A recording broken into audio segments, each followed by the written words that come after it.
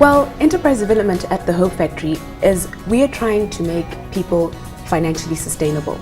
We're trying to put value, to give value to a person's life. Value in what they do and value in the skills that they learn at the Hope Factory. And we start off with the person at a very, very grassroots level. I mean, we take people who are sitting doing nothing with very low education level. For example, they might not have done their matric or got up to matric. So we're taking someone who's doing nothing and we're trying to make them financially sustainable and financially active as well. There is a lady who was with us at the Hope Factory. She started coming from a very disadvantaged background, from a broken home, and she was motivated to the mentoring sessions that we have at the Hope Factory, and because of that we saw her at the end of the day with a wonderful fashion show outfit, and today she's running her own business, earning her own money, she's happily married and she's supporting the family. So that story is something that needs to be spread out there. It's something that has impacted that lady's life, not only her life but her family's life and also the community, because she did not keep the story within her. She told people in her area about the Hope Factory, and people's lives are being changed just by one person.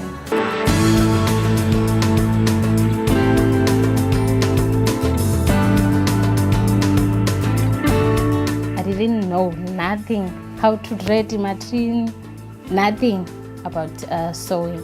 But when I came to the Hope Factory and I was taught more about the business, and I was more interested into develop myself. Instead of just empowering me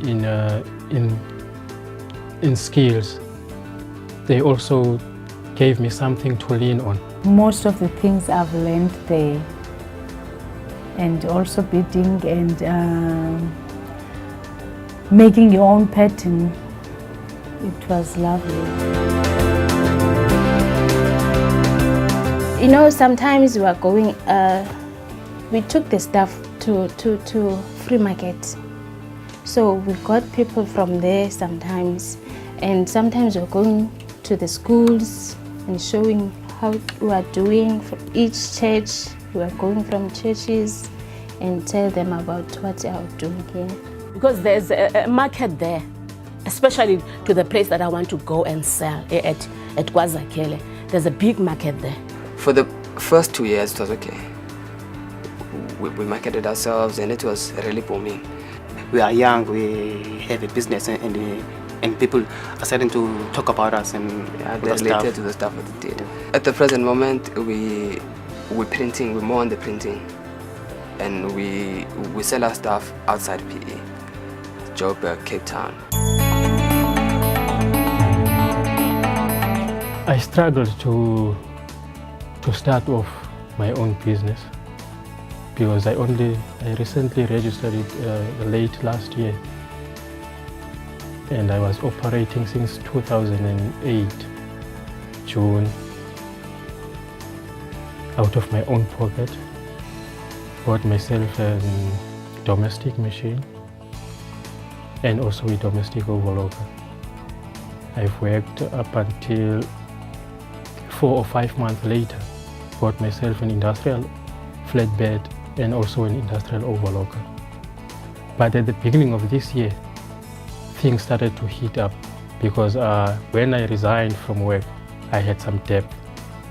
So I had to sell the machines and repay my debt. So I ended up with this one, a manual machine. What I used to do in 45 minutes with the electric machine, now I do it in an hour to 2 hours with the manual one. So recently I got a mirror. I mean, when you have a client, that's important. Like you make something for them and they can see themselves. Not a tiny little mirror. Like that mirror makes me look professional. And also I got display necks. I call them display necks for my jewelry. That is important for exhibitions and also for people to actually see what I'm making.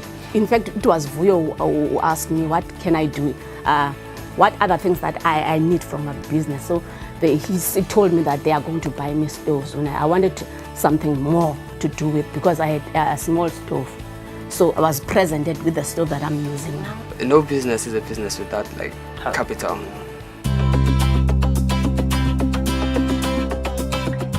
After the 3-month period, I started working also for the Hope Factory as a supervisor. And then in the same year, I was also given an opportunity to train others too. There was a thing that they did. They gave us a project whereby we had to have 30 bucks.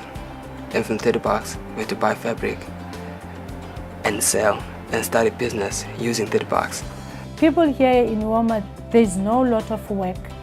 So I was thinking to have some machines and teach them to do something instead of sitting on the sun doing nothing. So by doing like a 3-month course, because it was really quick, then I could move to Joburg with something in my hands and say, look, Kensani of Stone Cherry, this is what I can do. So I had gathered confidence while I was doing those things at the Hope Factory. It helped me more and more to realize that I can do anything with my hands. It says that you cannot just rely on one thing. You can have so many businesses that you can be able to reach. So it had helped me that way. What I learned, it's like that do-it-for-self mentality, do it for self. Don't wait for the next person to put bread on the table for you. I know how hardships are. That's why I'm bold today. I can stand even to start my own business, which is not easy. Like to take that risk, that step of faith to get out and say, I want to do this. I want this to happen. This skill, there's no one can take it from you.